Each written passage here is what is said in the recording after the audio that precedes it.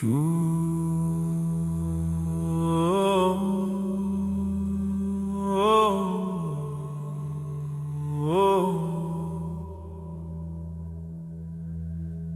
n'était pas né pauvre, il n'avait pas connu la faim qui tord le ventre ni les nuits passées à regarder le plafond en se demandant comment survivre au lendemain.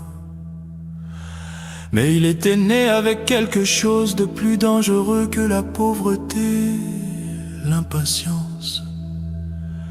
Dans son quartier de Cotonou, la vie suivait un rythme simple, presque lent. Mais Tony, lui, regardait toujours plus loin que l'horizon immédiat. Il observait les jeunes de son âge qui revenaient parfois de nulle part avec des motos étincelantes et des téléphones flambant neufs. Il voyait les vêtements de marque, les chaussures importées, les gestes assurés de ceux qui semblaient avoir déjà réussi. Et au fond de lui, une question revenait sans cesse: pourquoi pas moi? Il travaillait, oui, de petits contrats, des commissions, des affaires sans stabilité. Il gagnait assez pour vivre, jamais assez pour impressionner. Chaque pièce qu'il touchait semblait déjà avoir une destination avant même d'arriver dans sa poche.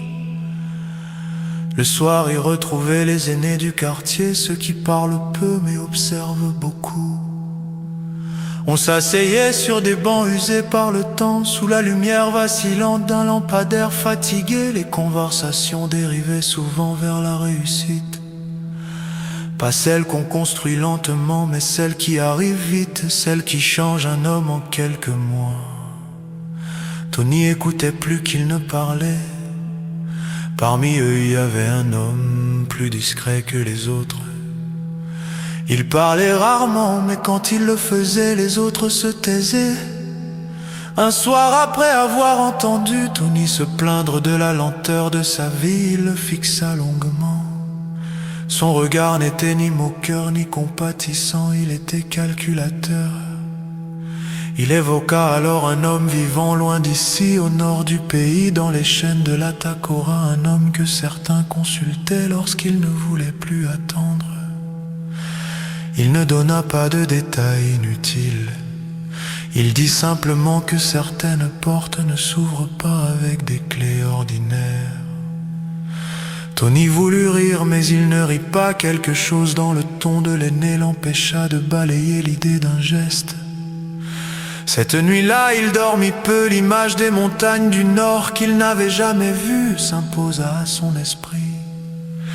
Il imagina un vieil homme assis dans l'ombre, détenteur de secrets anciens.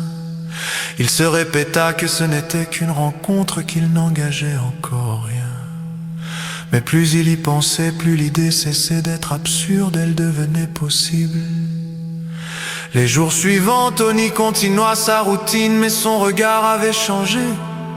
Chaque difficulté devenait une justification, chaque frustration alimentait son désir d'aller plus vite. L'aîné lui reparla discrètement, insistant sur un détail: tout a un prix, mais le prix n'est jamais insupportable au début. Cette phrase resta suspendue dans l'esprit de Tony au début. Il se convainquit qu'il saurait s'arrêter à temps. Le voyage vers le nord fut plus long qu'il ne l'avait imaginé. Les paysages changèrent progressivement, les routes devinrent plus étroites, les collines plus présentes, l'air plus sec. Les montagnes de la Takora se dressaient silencieuses et anciennes, comme si elles observaient ceux qui s'approchaient. Tony sentit une légère hésitation, presque imperceptible, mais il continua. Dans un hameau discret, presque caché entre les rochers et les arbres, il rencontra enfin le vieil homme. Féticheur ne posa presque aucune question. Il ne demanda ni nom ni histoire, il regarda simplement Tony avec une lenteur troublante. Ce regard donnait l'impression qu'il voyait au-delà des mots, au-delà des intentions affichées. Et dans ce silence épais, Tony comprit une chose: il n'était pas venu ici par hasard. La tentation n'était plus une idée, elle venait de prendre forme. Le vieil homme ne parla pas immédiatement de grandes choses. Il ne promit ni palais ni fortune soudaine. Il commença par quelque chose de simple, presque banal. Tous les 6 mois, Tony devrait apporter un cabri blanc. Rien de plus, aucun discours dramatique, aucune menace voilée. Juste une exigence posée calmement, comme une règle ancienne que l'on énonce sans émotion. Tony, qui s'était préparé à entendre des demandes terrifiantes, fut presque soulagé. Un cabri blanc n'était pas un sacrifice insupportable. C'était un prix accessible, mesurable, raisonnable, il accepta sans trop réfléchir. Les premiers mois passèrent sans événements spectaculaires. Puis, subtilement, les choses commencèrent à changer. Une opportunité d'affaires qu'il croyait perdue revint vers lui. Un ami lui proposa un partenariat inattendu. Une transaction qui semblait incertaine se transforma en bénéfice rapide. Rien d'extraordinaire, mais assez pour attirer son attention. Tony observa ces coïncidences avec un mélange de surprise et de satisfaction. Il honora sa promesse au bout de 6 mois, apportant le cabri comme convenu. Le vieil homme reçut l'offrande sans un mot de félicitation. Il se contenta d'un regard bref, presque neutre. Au fil du temps, les petites réussites se multiplièrent. L'argent ne tombait pas du ciel, mais il semblait venir plus facilement. Les obstacles paraissaient se lever avant même qu'il ne les affronte. Tony commença à marcher avec plus d'assurance dans les rues de son quartier. Il changea de téléphone. Il s'habilla mieux. Il offrit même quelques cadeaux à sa famille. On commença à le regarder différemment. Il sentit pour la première fois cette sensation douce et dangereuse, celle d'être envié. Mais l'habitude transforme vite le miracle en normalité. Ce qui l'avait émerveillé au début devint rapidement insuffisant. Les gains, autrefois impressionnants, lui semblèrent modestes. Il ne voulait plus seulement être à l'aise. Il voulait être au-dessus. Il voulait que son nom circule. Il voulait que son succès soit évident, indiscutable. Le cabri blanc désormais lui paraissait presque symbolique. Trop petit pour ses nouvelles ambitions. Il retourna donc vers les montagnes avec moins d'hésitation que la première fois. Cette fois-ci, son pas était plus assuré. Il ne venait plus chercher une porte entr'ouverte. Il venait réclamer une ouverture totale. Le vieil homme l'accueillit dans le même silence dense, mais ce silence, cette fois, semblait plus lourd. Tony exprima son désir d'aller plus loin. Il parla de grandeur, d'expansion, de richesse rapide. Le féticheur l'écouta longuement sans l'interrompre. Quand il parla enfin, sa voix était plus grave. Il évoqua un palier supérieur, un engagement qui ne laisse aucun retour en arrière. Les offrandes précédentes n'étaient qu'une initiation. Ce qui viendrait ensuite exigerait davantage qu'un simple anima. Tony sentit un léger frisson lui parcourir l'échine. Il voulut poser des questions, mais son orgueil le retint. Il ne voulait pas paraître hésitant. Le vieil homme précisa alors le prix. Il ne parla pas longtemps. Il ne donna pas de détails inutiles.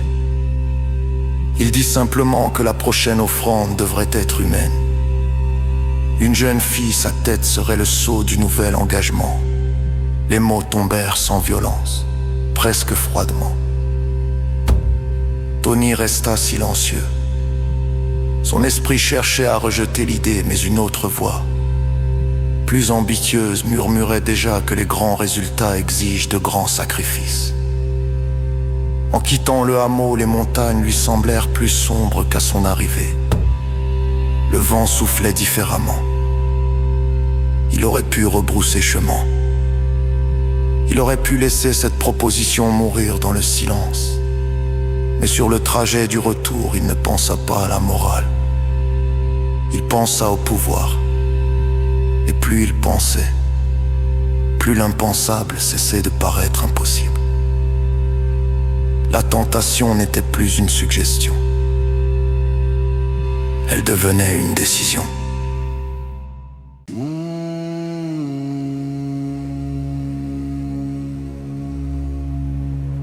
Tony ne commit pas l'acte seul. Deux jeunes hommes, fascinés par ses nouvelles réussites et séduits par ses promesses, acceptèrent de l'accompagner. Ils ne posèrent pas trop de questions. L'argent annoncé suffisait à étouffer les scrupules. La date fut choisie avec soin. Une nuit sans lune, où le ciel serait une couverture noire au-dessus du village. Tony avait réfléchi à tout. Les ruelles les moins éclairées, les heures où les familles dormaient le plus profondément. Il croyait contrôler chaque détail, comme s'il s'agissait d'un simple projet. Lorsque la nuit arriva, le silence semblait inhabituel, presque pesant. Même les chiens ne s'agitaient pas. Le village expirait lentement, inconscient du danger qui avançait dans ses propres ruelles. Tony marchait en tête, le cœur battant plus vite qu'il ne voulait l'admettre. Il se répétait que ce n'était qu'une étape, un passage obligé vers la grandeur qu'il désirait. Plus il avançait, plus il s'interdisait de réfléchir. L'enlèvement se déroula dans la confusion et la précipitation. Une ombre saisie dans l'obscurité, des pas étouffés, des voix chuchotées. Tout sembla aller trop vite. Tony agissait mécaniquement, comme si son esprit s'était retiré pour ne pas assister à ce qui se passait.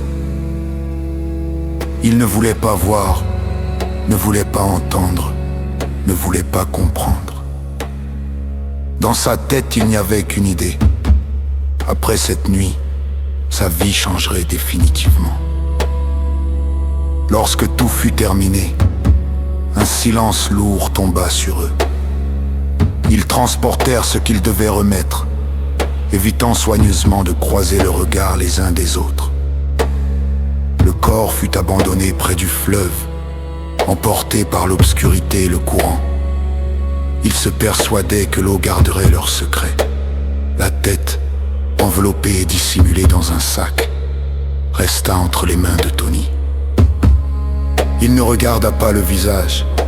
Il ne voulait pas associer un nom, une histoire, une humanité à ce qu'il portait. Sur le chemin du retour, aucun d'eux ne parlait. Le silence n'était plus protecteur. Il pesait sur leurs épaules comme une accusation invisible. Chaque bruit de feuilles, chaque souffle du vent semblait les suivre.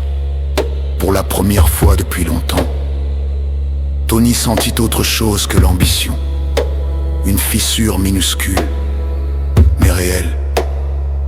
Pourtant, il continua d'avancer. Parce qu'il croyait encore que le prix, aussi lourd soit-il, valait la récompense.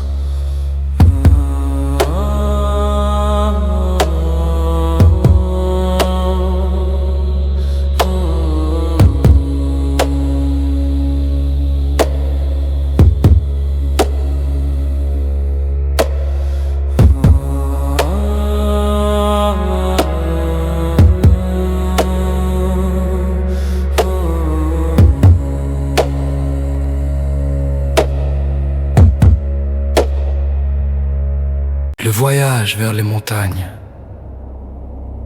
de la Takora fut plus long que le premier.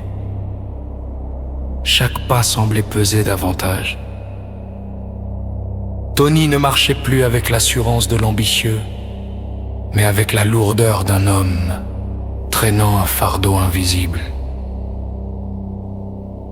Le sac qu'il tenait lui brûlait presque les mains. Le vent froid des hauteurs sifflait entre les rochers, comme un avertissement que cette fois, rien ne serait comme avant. Le féticheur l'attendait devant sa case immobile, comme s'il connaissait déjà l'issue de cette nuit. Son regard n'exprimait ni surprise ni impatience, il observa. Tony s'approchait vacillant sous le poids de ce qu'il portait. Lorsqu'il demanda calmement de présenter l'offrande, sa voix ne trembla pas. Tony, lui, sentit son cœur cogner si fort dans sa poitrine qu'il crut qu'il allait s'effondrer avant même d'accomplir le geste final. Il posa le sac au sol, ses doigts, devenu maladroit, défirent lentement le tissu. Le temps sembla s'étirer, se dilater, suspendu entre deux respirations.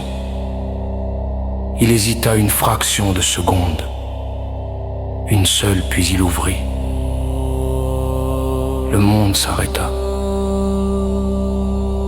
Le visage qui apparut devant lui ne lui était pas étranger. Ce n'était pas une silhouette anonyme arrachée à la nuit. C'était un visage qu'il connaissait depuis l'enfance. Les traits familiers. La cicatrice légère au-dessus du sourcil, les boucles qu'il avait vues grandir, c'était sa sœur. Un cri jaillit de ses entrailles et déchira l'air des montagnes. Ce n'était pas un simple cri de surprise. C'était le hurlement brut d'une âme qui se découvre monstrueuse. Dans l'obscurité et la confusion de la nuit précédente, dans sa course aveugle vers l'argent, il n'avait pas reconnu celle qu'il livrait. Il n'avait pas voulu voir. Il n'avait pas voulu savoir. Tony s'effondra au sol, secoué de sanglots incontrôlables. Ses mains frappaient la terre comme pour nier la réalité. Il appelait son nom, encore et encore, comme si la montagne pouvait lui répondre. Le féticheur, lui, ne bougea pas. Son silence n'était plus mystérieux. Il était implacable. À cet instant précis, quelque chose se brisa définitivement en Tony. Pas seulement son ambition, pas seulement son illusion de contrôle. C'est son esprit même qui se fissura, incapable de porter le poids de ce qu'il venait de comprendre. Tony ne redescendit jamais vraiment des montagnes. Son corps quitta un jour les hauteurs de la Takora, mais son esprit, lui, y resta suspendu, brisé dans ce moment où le monde s'était arrêté. Ceux qui le croisèrent par la suite ne reconnurent plus le jeune homme ambitieux d'autrefois. Il errait dans les rues murmurant des phrases sans suite. Parfois il riait, un rire sec et vide. Parfois il pleurait sans prévenir, appelant un nom que seuls les murs semblaient entendre. Au village,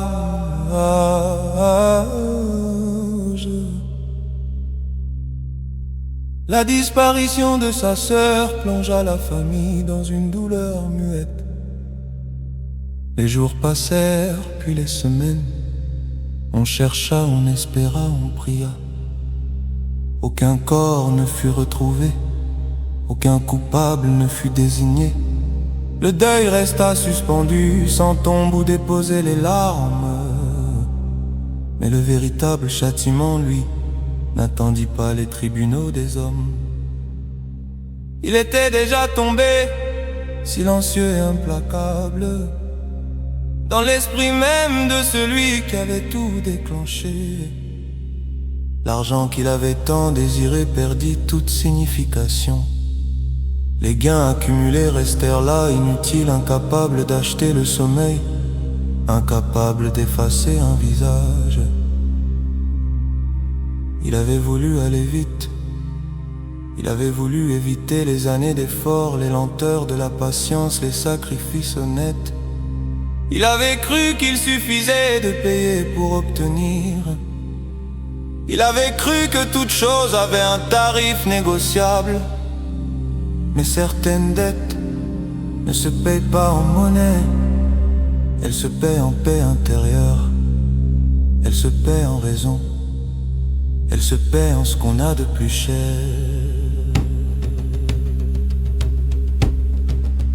On raconte que parfois au crépuscule, on l'entend encore murmurer dans un coin du village. Il parle d'une nuit sans lune, il parle d'un sac qu'il n'aurait jamais dû ouvrir. Ses yeux cherchent quelque chose qui ne reviendra jamais. Non pas la richesse, non pas la gloire, mais l'instant précis où il aurait pu choisir autrement.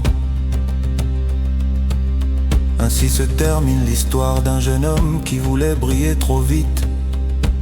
L'argent facile promet beaucoup, mais il cache toujours l'addition. Et parfois le prix est si grand qu'il détruit tout ce qu'on voulait protéger.